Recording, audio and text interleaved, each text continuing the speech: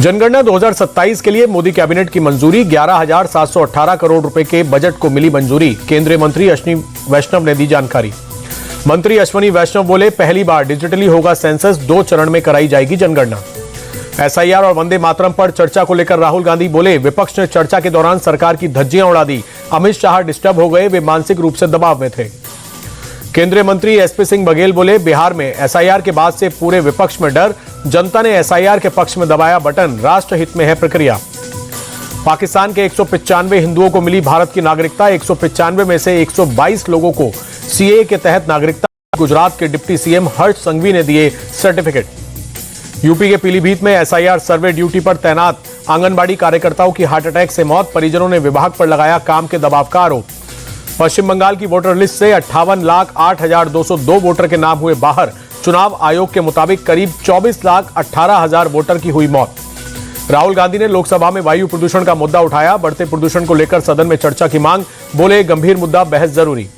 राहुल गांधी बोले, प्रदूषण के मुद्दे पर आरोप प्रत्यारोप ना हो, प्रदूषण से निपटने के लिए सरकार प्लान बनाए, हम सरकार के साथ हैं। राहुल गांधी बोले, प्रदूषण पर आपने हमने क्या किया इस पर चर्चा ना हो, प्रदूषण से निपटने के लिए हम क्या करने वाले हैं इस पर बात हो। राहुल के बयान पर किरण रिजिजू का जवाब। बोले, प्रदूषण पर चर्चा के लिए सरकार तैयार है।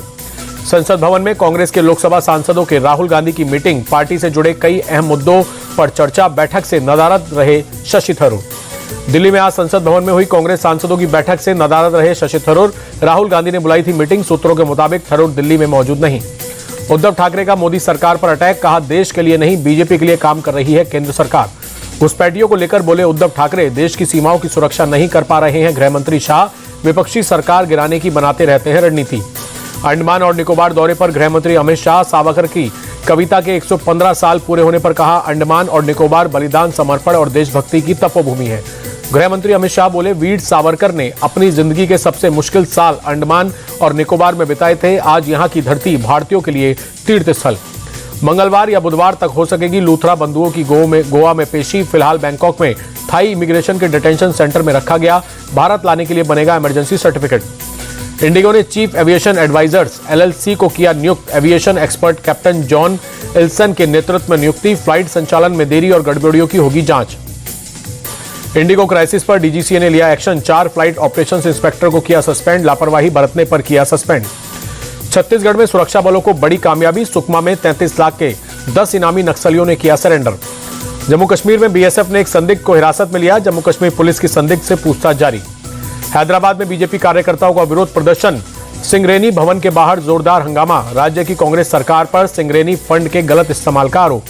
केंद्रीय मंत्री नित्यानंद राय का राहुल गांधी और तेजस्वी पर निशाना। कहा, दोनों को स्वभाव एक जैसा, विदेश से लौटने पर बोलते हैं देश के खिलाफ। बीजेपी सांसद किरण चौधरी का बयान। वंदे मातरम पर चर्चा से कांग्रेस घबराई। सभी को राष्ट्रगीत का करना होगा सम्मान। जुबिन गर्ग केस पर सीएम हेमंत बिस्वा शर्मा बोले, एसआईटी ने सीजेएम कोर्ट में दाखिल की चार्जशीट, कोर्ट के फैसले का करेंगे सम्मान। सीएम भजनलाल शर्मा के नेतृत्व में राजस्थान सरकार के 2 साल पूरे। इस मौके पर डिप्टी सीएम और दोनों डिप्टी सीएम ने जारी किया सरकार की उपलब्धियों का बुकलेट। सरकार के 2 साल पूरा होने पर सीएम भजनलाल शर्मा ने 200 विकास रथों को किया रवाना। बोले, हमने अपने लगभग 70% वादे किए पूरे। बीजेपी के राष्ट्रीय महासचिव तरुण चुग का बयान। सरकार ने 2 सालों में छत्तीसगढ़ का तेजी से किया विकास। महिलाओं और किसानों पर किया जा रहा है फोकस। तेलंगाना दौरे पर सपा सुप्रीमो अखिलेश यादव। कांग्रेस के वरिष्ठ नेता अंजन कुमार से की मुलाकात। बाराबंकी दौरे पर सीएम योगी आदित्यनाथ। दौलतपुर में किसान पाठशाला और प्रगतिशील किसान सम्मेलन का किया उद्घाटन। किसानों को ट्रैक्टर की चाबी भी सौंपी। यूपी के डिप्टी सीएम केशव प्रसाद मौर्य का समाजवादी पार्टी पर हमला। कहा, अखिलेश यादव का पीडीए है फर्जी। 2027 में 2017 से भी बड़ी जीत करेंगे दर्ज। दिल्ली सीएम रेखा गुप्ता ने सिख दंगा पीड़ित परिवारों और उनके आश्रितों को नियुक्ति पत्र सौंपे। मंत्री मनजिंदर सिंह सिरसा भी रहे मौजूद। दिल्ली के भारत मंडपम में अंतर्राष्ट्रीय जन मंगल सम्मेलन शुरू। योग गुरु बाबा रामदेव और जैन संत आचार्य प्रसन्न सागर महाराज के नेतृत्व में सम्मेलन का आयोजन।